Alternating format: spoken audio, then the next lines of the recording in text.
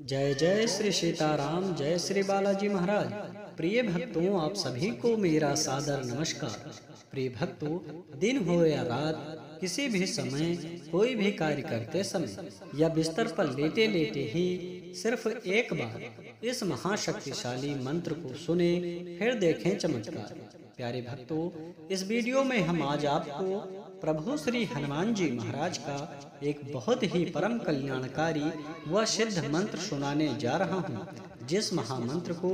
आप किसी भी समय सुन सकते हैं और प्रभु श्री हनुमान जी महाराज की अद्भुत कृपा प्राप्त कर सकते हैं। प्रिय भक्तों, अगर आपके जीवन में परेशानियां लगातार बढ़ती जा रही है या आपका शत्रु आपको बिना वजह बार बार परेशान कर रहा है या जीवन में किसी भी प्रकार की परेशानी व संकट हो, चाहे वह सन की 7.5 हो या राहु केतु की भयंकर कुंडली की मार, इस महामंत्र के सामने कोई भी परेशानी नहीं टिक पाएगी। प्यारे भक्तों, अगर आप सच्चे मन से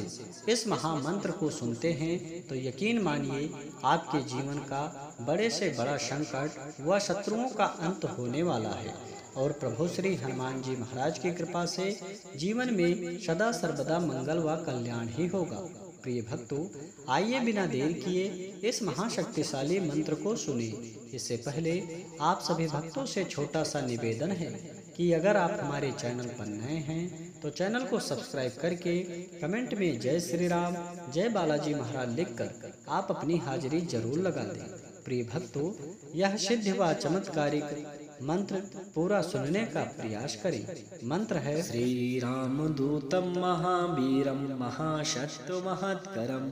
महाकष्ट विनाशाय सस्मराम कपीश्वरम। श्री राम दूतम महावीरम महाशक्ति महत्करम महाकष्ट विनाशाय सस्मराम कपीश्वरम। श्री राम दूतम महावीरम महाशक्ति महत्करम महाकष्ट विनाशाय सस्मराम कपीश्वरम। श्री राम दूतम महावीरम महाशक्ति महत्करम महाकष्ट विनाशाय सस्मराम कपीश्वरम। श्री राम दूतम महावीरम महाशक्ति महत्करम महाकष्ट विनाशाय सस्मराम कपीश्वरम। श्री राम दूतम महावीरम महाशक्ति महत्करम महाकष्ट विनाशाय सस्मराम कपीश्वरम। श्री राम दूतम महावीरम महाशक्ति महत्करम महाकष्ट विनाशाय सस्मराम कपीश्वरम। श्री राम दूतम महावीरम महाशक्ति महत्करम महाकष्ट विनाशाय सस्मराम कपीश्वरम। श्री राम दूतम महावीरम महाशक्ति महत्करम महाकष्ट विनाशाय सस्मराम कपीश्वरम। श्री राम दूतम महावीरम महाशक्ति महत्करम महाकष्ट विनाशाय सस्मराम कपीश्वरम। श्री राम दूतम महावीरम महाशक्ति महत्करम महाकष्ट विनाशाय सस्मराम कपीश्वरम। श्री राम दूतम महावीरम महाशक्ति महत्करम महाकष्ट विनाशाय सस्मराम कपीश्वरम। श्री राम दूतम महावीरम महाशक्ति महत्करम महाकष्ट विनाशाय सस्मराम कपीश्वरम। श्री राम दूतम महावीरम महाशक्ति महत्करम महाकष्ट विनाशाय सस्मराम कपीश्वरम। श्री राम दूतम महावीरम महाशक्ति महत्करम महाकष्ट विनाशाय सस्मराम कपीश्वरम। श्री राम दूतम महावीरम महाशक्ति महत्करम महाकष्ट विनाशाय सस्मराम कपीश्वरम। श्री राम दूतम महावीरम महाशक्ति महत्करम महाकष्ट विनाशाय सस्मराम कपीश्वरम। श्री राम दूतम महावीरम महाशक्ति महत्करम महाकष्ट विनाशाय सस्मराम कपीश्वरम। श्री राम दूतम महावीरम महाशक्ति महत्करम महाकष्टविनाशाय सस्मराम कपीश्वरं श्रीरामदूतं महावीरं महासत्त्वमहत्करं महाकष्टविनाशाय सस्मराम कपीश्वरं श्रीरामदूतं महावीरं महासत्त्वमहत्करं महाकष्टविनाशाय सस्मराम कपीश्वरं श्रीरामदूतं महावीरं महासत्त्वमहत्करं महाकष्टविनाशाय सस्मराम कपीश्वरं श्रीरामदूतं महावीरं महासत्त्वमहत्करं महाकष्टविनाशाय सस्मराम कपीश्वरं श्रीरामदूतं महावीरं महासत्त्वमहत्करं महाकष्टविनाशाय सस्मराम कपीश्वरं श्रीरामदूतं महावीरं महासत्त्वमहत्करं महाकष्टविनाशाय सस्मराम कपीश्वरं श्रीरामदूतं महावीरं महासत्त्वमहत्करं महाकष्टविनाशाय सस्मराम कपीश्वरं श्रीरामदूतं महावीरं महासत्त्वमहत्करं महाकष्टविनाशाय सस्मराम कपीश्वरं श्रीरामदूतं महावीरं महासत्त्वमहत्करं महाकष्टविनाशाय सस्मराम कपीश्वरं श्रीरामदूतं महावीरं महासत्त्वमहत्करं महाकष्टविनाशाय सस्मराम कपीश्वरं श्रीरामदूतं महावीरं महासत्त्वमहत्करं महाकष्टविनाशाय सस्मराम कपीश्वरं श्रीरामदूतं महावीरं महासत्त्वमहत्करं महाकष्टविनाशाय सस्मराम कपीश्वरं श्रीरामदूतं महावीरं महासत्त्वमहत्करं महाकष्टविनाशाय सस्मराम कपीश्वरं श्रीरामदूतं महावीरं महासत्त्वमहत्करं महाकष्टविनाशाय सस्मराम कपीश्वरं श्रीरामदूतं महावीरं महासत्त्वमहत्करं महाकष्टविनाशाय सस्मराम कपीश्वरं श्रीरामदूतं महावीरं महासत्त्वमहत्करं महाकष्टविनाशाय सस्मराम कपीश्वरं श्रीरामदूतं महावीरं महासत्त्वमहत्करं महाकष्टविनाशाय सस्मराम कपीश्वरं श्रीरामदूतं महावीरं महासत्त्वमहत्करं महाकष्टविनाशाय सस्मराम कपीश्वरं श्रीरामदूतं महावीरं महासत्त्वमहत्करं महाकष्टविनाशाय सस्मराम कपीश्वरं श्रीरामदूतं महावीरं महासत्त्वमहत्करं महाकष्टविनाशाय सस्मराम कपीश्वरं श्रीरामदूतं महावीरं महासत्त्वमहत्करं महाकष्टविनाशाय सस्मराम कपीश्वरं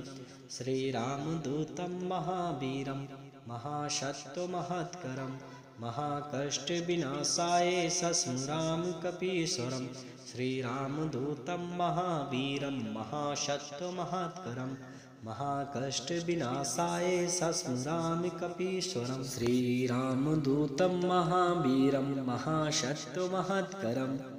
महाकष्टविनाशाय सस्मराम कपीश्वरं श्रीरामदूतं महावीरं महासत्त्वमहत्करं महाकष्टविनाशाय सस्मराम कपीश्वरं श्रीरामदूतं महावीरं महासत्त्वमहत्करं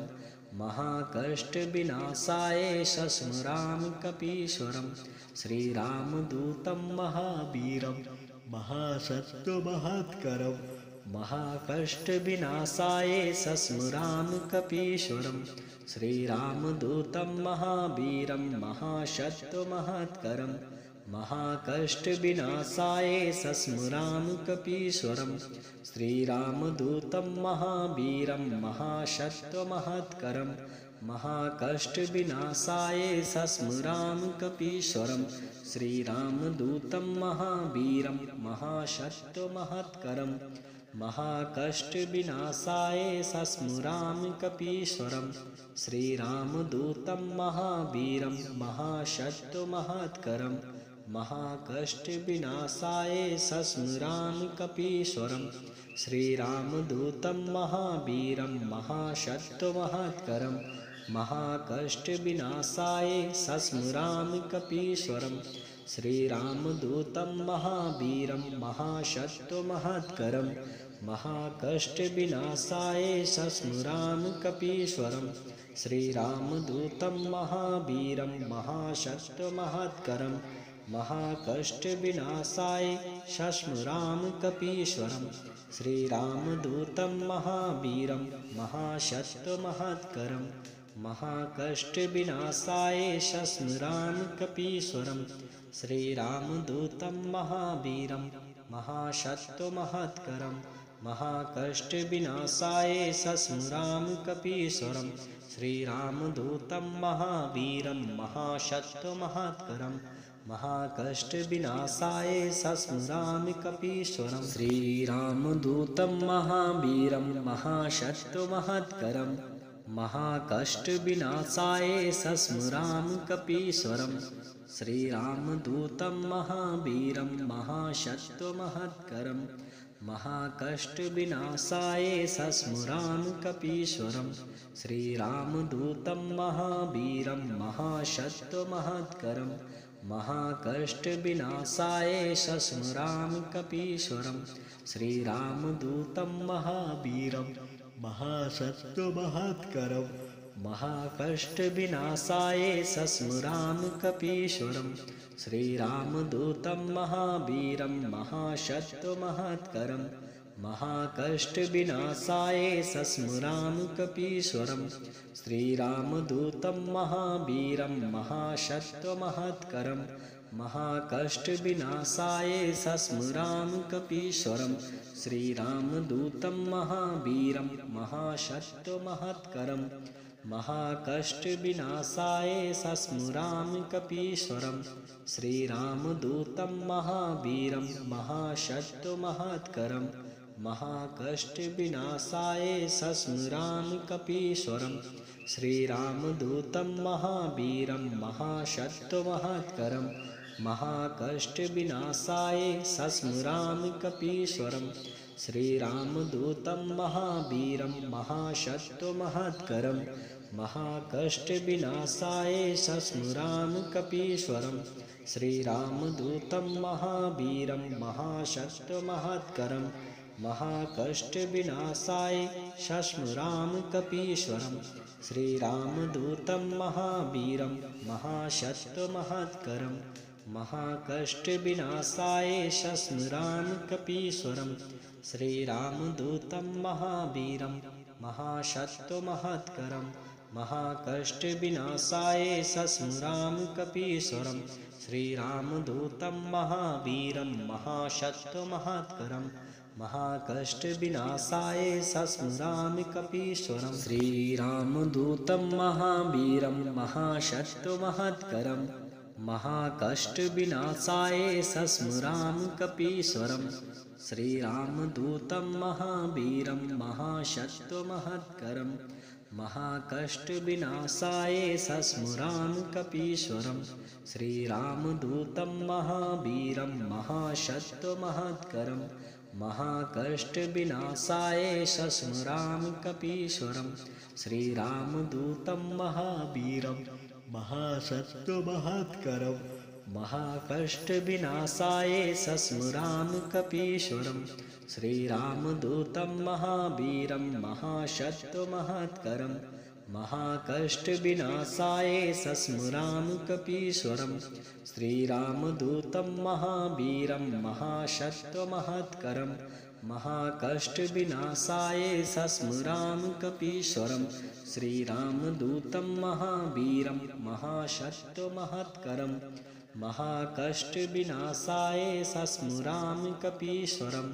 श्रीरामदूतं महावीरं महासत्यमहत्करं महाकष्टविनाशाय सस्मरामि कपीश्वरं श्रीरामदूतं महावीरं महासत्यमहत्करं महाकष्टविनाशाय सस्मरामि कपीश्वरं श्रीरामदूतं महावीरं महासत्त्वमहत्करं महाकष्टविनाशाय सस्मरामि कपीश्वरं श्रीरामदूतं महावीरं महासत्त्वमहत्करं महाकष्टविनाशाय सस्मरामि कपीश्वरं श्रीरामदूतं महावीरं महासत्त्वमहत्करं महाकष्टविनाशाय सस्मरामि कपीश्वरं श्रीरामदूतं महावीरं महासत्त्वमहत्करं महाकष्टविनाशाय सस्मरामि कपीश्वरं श्रीरामदूतं महावीरं महासत्त्वमहत्करं महाकष्टविनाशाय सस्मरामि कपीश्वरं श्रीरामदूतं महावीरं महासत्त्वमहत्करं महाकष्टविनाशाय सस्मरामि कपीश्वरं श्रीरामदूतं महावीरं महासत्त्वमहत्करं महाकष्टविनाशाय सस्मरामि कपीश्वरं श्रीरामदूतं महावीरं महासत्त्वमहत्करं महाकष्टविनाशाय सस्मरामि कपीश्वरं श्रीरामदूतं महावीरं महासत्त्वमहत्करं महाकष्टविनाशाय सस्मरामि कपीश्वरं श्रीरामदूतं महावीरं महासत्त्वमहत्करं महाकष्टविनाशाय सस्मरामि कपीश्वरं श्रीरामदूतं महावीरं महासत्त्वमहत्करं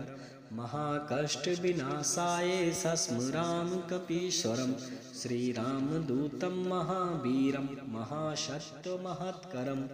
महाकष्टविनाशाय सस्मरामि कपीश्वरं श्रीरामदूतं महावीरं महासत्त्वमहत्करं महाकष्टविनाशाय सस्मरामि कपीश्वरं श्रीरामदूतं महावीरं महासत्त्वमहत्करं महाकष्टविनाशाय सस्मरामि कपीश्वरं श्रीरामदूतं महावीरं महासत्त्वमहत्करं महाकष्टविनाशाय सस्मरामि कपीश्वरं श्रीरामदूतं महावीरं महासत्त्वमहत्करं महाकष्टविनाशाय सस्मरामि कपीश्वरं श्रीरामदूतं महावीरं महासत्त्वमहत्करं महाकष्टविनाशाय सस्मरामि कपीश्वरं श्रीरामदूतं महावीरं महासत्त्वमहत्करं महाकष्टविनाशाय सस्मरामि कपीश्वरं श्रीरामदूतं महावीरं महासत्त्वमहत्करं महाकष्टविनाशाय सस्मरामि कपीश्वरं श्रीरामदूतं महावीरं महासत्त्वमहत्करं महाकष्टविनाशाय सस्मरामि कपीश्वरं श्रीरामदूतं महावीरं महासत्त्वमहत्करं महाकष्टविनाशाय सस्मरामि कपीश्वरं श्रीरामदूतं महावीरं महासत्त्वमहत्करं महाकष्टविनाशाय सस्मरामि कपीश्वरं श्रीरामदूतं महावीरं महासत्त्वमहत्करं महाकष्टविनाशाय सस्मरामि कपीश्वरं श्रीरामदूतं महावीरं महासत्त्वमहत्करं महाकष्टविनाशाय सस्मरामि कपीश्वरं श्रीरामदूतं महावीरं महासत्त्वमहत्करं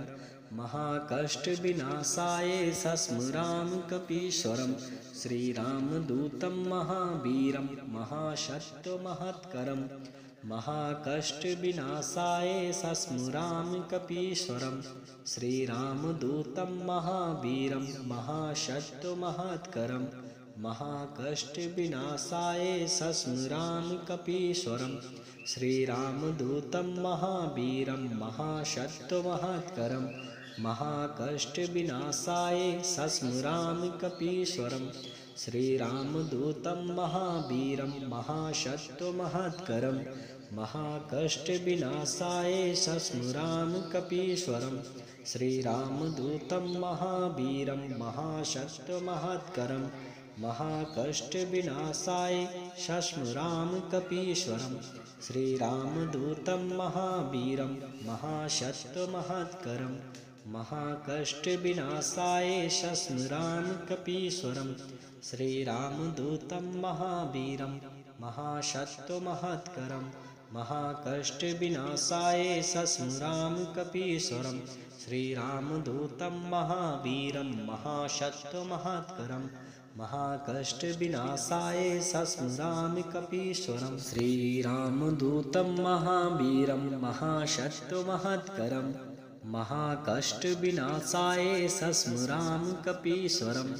श्रीरामदूतं महावीरं महासत्त्वमहत्करं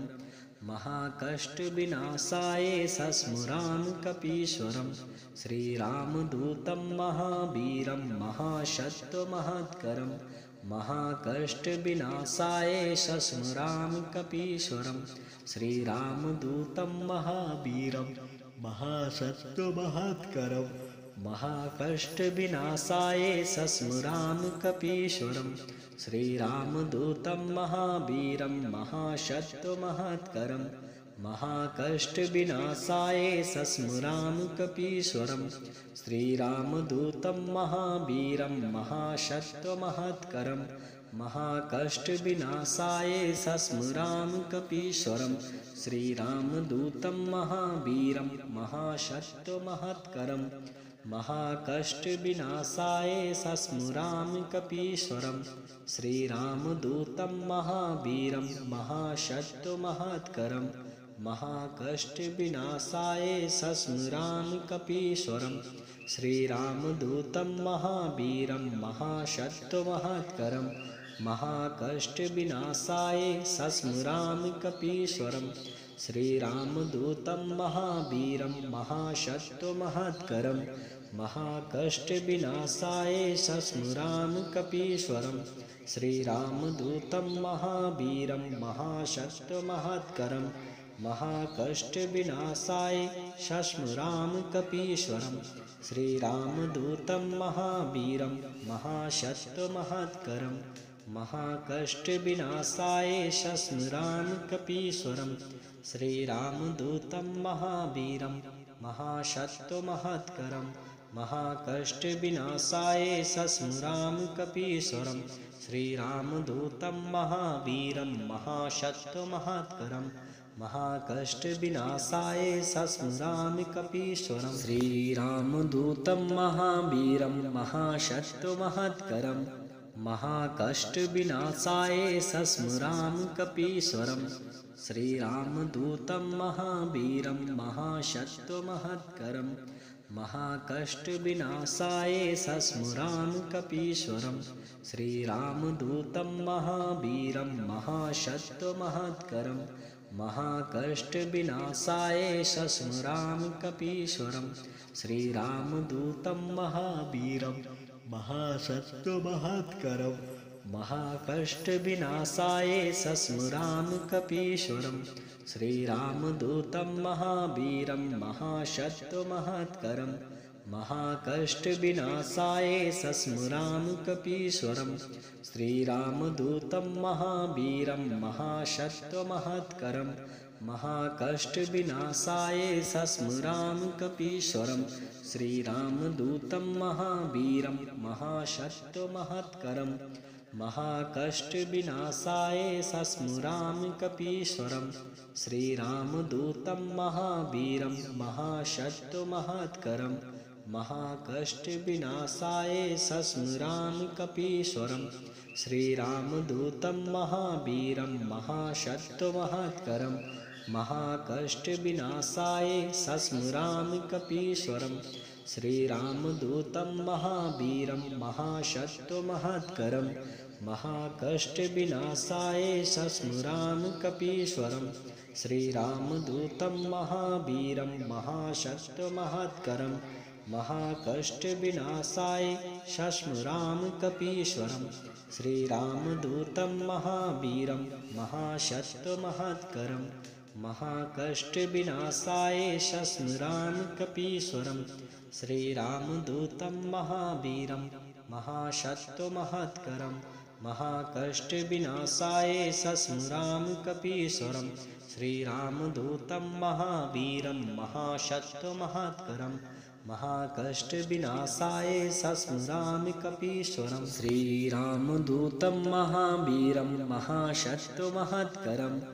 महाकष्टविनाशाय सस्मरामि कपीश्वरं श्रीरामदूतं महावीरं महासत्त्वमहत्करं महाकष्टविनाशाय सस्मरामि कपीश्वरं श्रीरामदूतं महावीरं महासत्त्वमहत्करं महाकष्टविनाशाय सस्मरामि कपीश्वरं श्रीरामदूतं महावीरं महासत्त्वमहत्करं महाकष्टविनाशाय सस्मरामि कपीश्वरं श्रीरामदूतं महावीरं महासत्त्वमहत्करं महाकष्टविनाशाय सस्मरामि कपीश्वरं श्रीरामदूतं महावीरं महासत्त्वमहत्करं महाकष्टविनाशाय सस्मरामि कपीश्वरं श्रीरामदूतं महावीरं महासत्त्वमहत्करं महाकष्टविनाशाय सस्मरामि कपीश्वरं श्रीरामदूतं महावीरं महासत्त्वमहत्करं महाकष्टविनाशाय सस्मरामि कपीश्वरं श्रीरामदूतं महावीरं महासत्त्वमहत्करं महाकष्टविनाशाय सस्मरामि कपीश्वरं श्रीरामदूतं महावीरं महासत्त्वमहत्करं महाकष्टविनाशाय सस्मरामि कपीश्वरं श्रीरामदूतं महावीरं महासत्त्वमहत्करं महाकष्टविनाशाय सस्मरामि कपीश्वरं श्रीरामदूतं महावीरं महासत्त्वमहत्करं महाकष्टविनाशाय सस्मरामि कपीश्वरं श्रीरामदूतं महावीरं महासत्त्वमहत्करं महाकष्टविनाशाय सस्मरामि कपीश्वरं श्रीरामदूतं महावीरं महासत्त्वमहत्करं महाकष्टविनाशाय सस्मरामि कपीश्वरं श्रीरामदूतं महावीरं महासत्त्वमहत्करं महाकष्टविनाशाय सस्मरामि कपीश्वरं श्रीरामदूतं महावीरं महासत्त्वमहत्करं महाकष्टविनाशाय सस्मरामि कपीश्वरं श्रीरामदूतं महावीरं महासत्त्वमहत्करं महाकष्टविनाशाय सस्मरामि कपीश्वरं श्रीरामदूतं महावीरं महासत्त्वमहत्करं महाकष्टविनाशाय सस्मरामि कपीश्वरं श्रीरामदूतं महावीरं महासत्त्वमहत्करं